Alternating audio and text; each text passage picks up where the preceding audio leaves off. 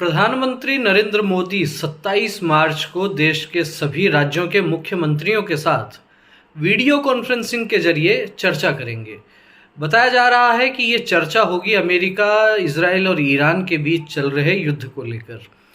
America, Israel, Iran के बीच जो युद्ध चल रहा है उसके कारण कई तरह के वैश्विक संकट उत्पन्न हो रहे हैं और लगता है कि प्रधानमंत्री नरेंद्र मोदी इस वीडियो कॉन्फ्रेंसिंग के माध्यम से सभी राज्यों के मुख्यमंत्रियों से जो बात करेंगे उसमें ये कह सकते हैं कि सभी राज्यों को केंद्र के साथ मिलकर एकजुट होकर इन विपरीत विषम परिस्थितियों का सामना करना पड़ेगा।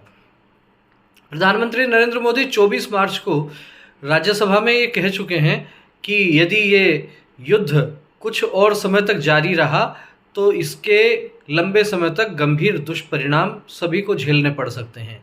आने वाला समय बहुत कठिन समय हो सकता है और ऐसे में सभी राज्यों को केंद्र के साथ मिलकर टीम इंडिया की तरह काम करना होगा। विषम परिस्थितियों का सामना करना पड़ेगा। साथ ही साथ उन्होंने ये भी कहा कि देश में किसी भी प्रकार से गैस और तेल की कोई कमी नहीं है।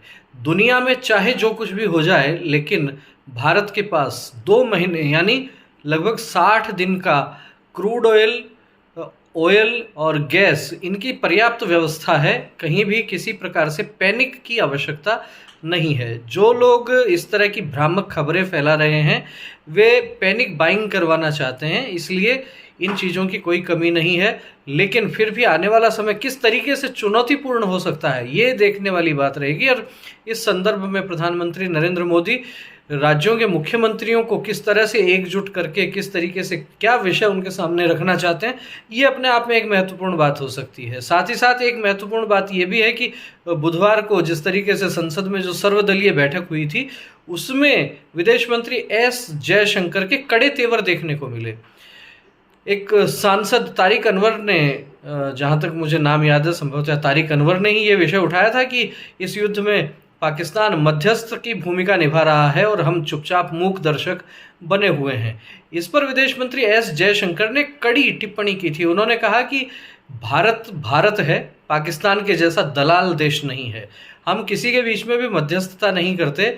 भारत अपने विचार के अनुसार चलता है।